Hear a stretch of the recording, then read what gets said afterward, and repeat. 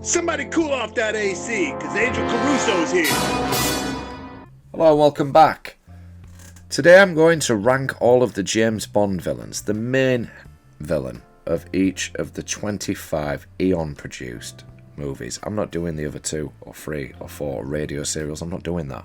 I'm doing just the movies that count and matter.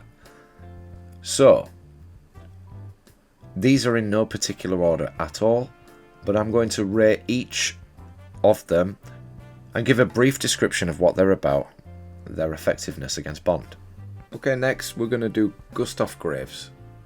Colonel Tan Sun Moon, later known as Sir Gustaf Graves, was a fictional North Korean military colonel who attempted to unite the Korean peninsula under his country's flag. After his presumed death at the hands of James Bond, he changed his appearance to infiltrate the society he intended to destroy, becoming a charismatic diamond magnate. Born the son, General Moon, Tan Sun Moon was a colonel, Sangchwa, in the North Korean People's Army. In the hope that a Western education would help bridge the gap between East and West, General Moon sent his son to study at Oxford and Harvard. It was an experience which would prove formative on the young Moon, providing him with the contacts which he would later use, including Miranda Frost, who was also on the Harvard fencing team. He was able to bring Frost to his side by arranging her to win the Olympic gold medal in fencing by implicating her competitor for using steroids.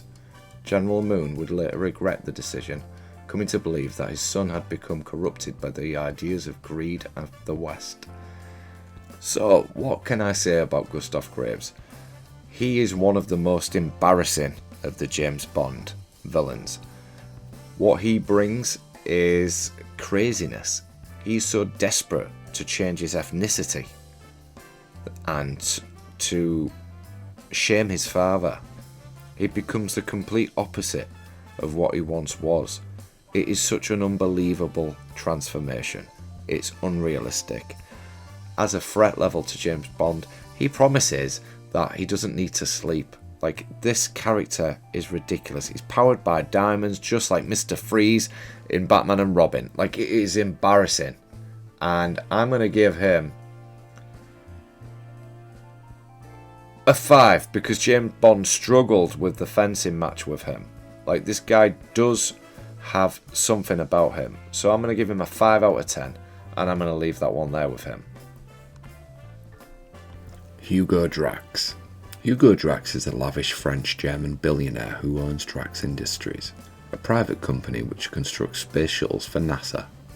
Though Drax lives in California, he resides in a fully authentic French chateau, which was disassembled at its original site, transported to the United States and rebuilt stone by stone. Drax also supposedly owns the Eiffel Tower, but has not been able to secure a permit from the French government to export it out of the country.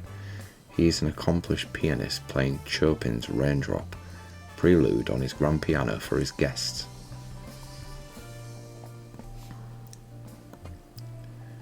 Drax reveals that he seeks to destroy the entire human race except for a small group of carefully selected humans, both male and female, that would leave Earth on 6 shuttles and have sanctuary on a space station in orbit over Earth.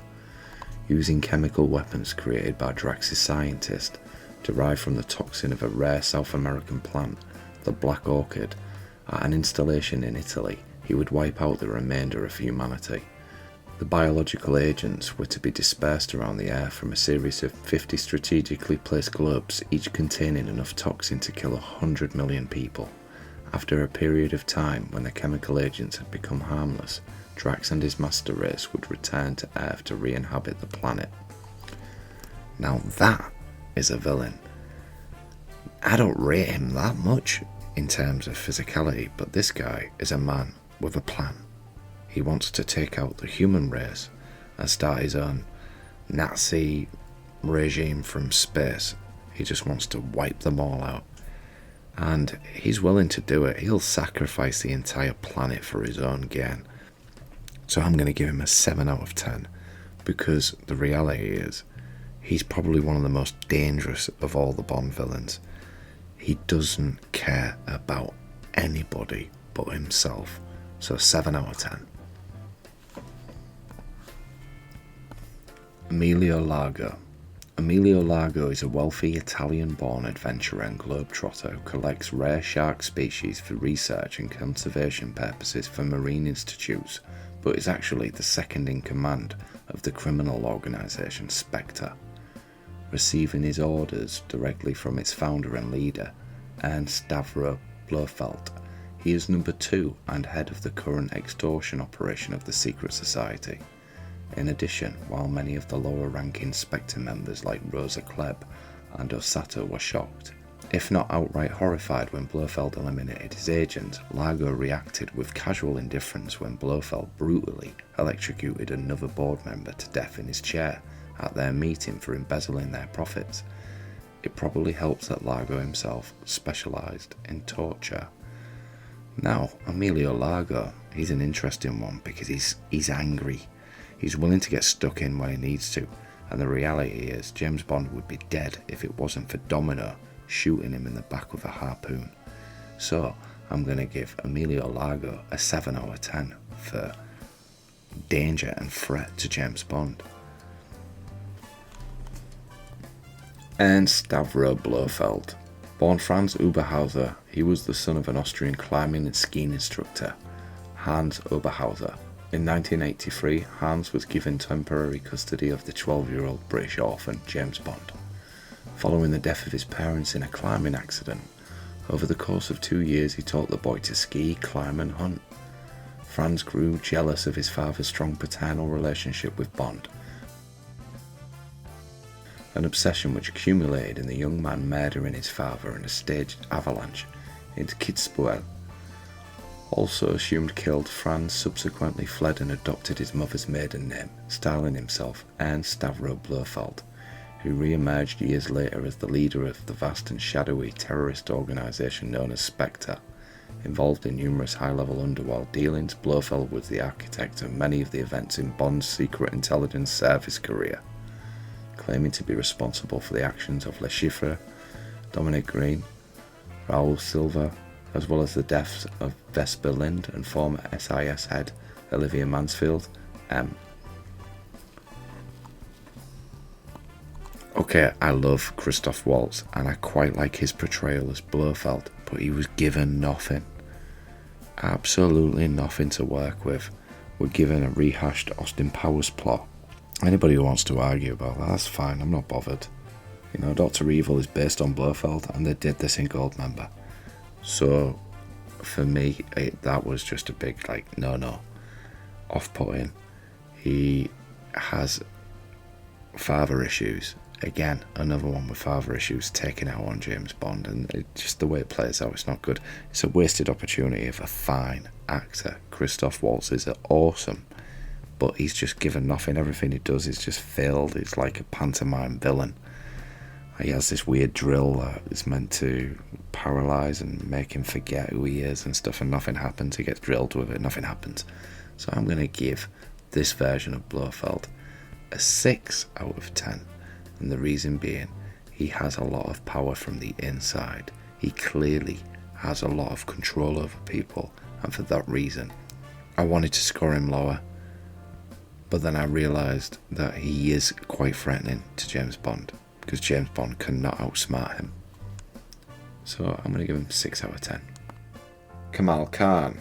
Kamal Khan is a suave Afghan prince living in exile in India at the Monsoon Palace, from where he runs his counterfeiting business. He has a penchant for fine food and drink, priceless jewels and artifacts. Khan also operates a sports club for tennis, polo, cricket and game hunting. Station 1 agent Vijay works undercover there as a tennis pro. Khan associates himself with the power-crazed General Orlov in an attempt to unleash nuclear holocaust in Western Europe. He is often cheated in backgammon with loaded dice in the casino. To finance this, the pair enter a scheme to generate funds by selling fake jewellery, including a Fabergé egg. They then plan to detonate a nuclear bomb inside a US airbase in West Germany, using his mistress Octopussy's travelling circus as a cover. Octopussy is unaware of this, thinking she smuggles jewellery to Zurich to share the profit with Orlov and Khan. The pair instead plan to replace the jewellery with the bomb. The following detonation would be labelled as an accident, as the Air Force's early warning systems would have no evidence of a Russian nuclear missile start. This will encourage NATO to abandon nuclear arms and allow Orlov's armies to invade Western Europe. When the plan goes afoul, Khan, leaving both his employer and Octopussy to die in the nuclear blast, and returns to India. What can I say about Kamal Khan? I kinda like Octopussy, and I like him as a villain. The problem with it is, he is literally no threat. He relies on his henchmen to look after him, and his women to fight for him. He's deviant, and he does have a lot of clout with having the Russians involved. However, he's a coward, and he couldn't fight James Bond to save his life. I'm going to give him a fair 5, because without his money and power from his stature, he's nothing. So 5 out of 10.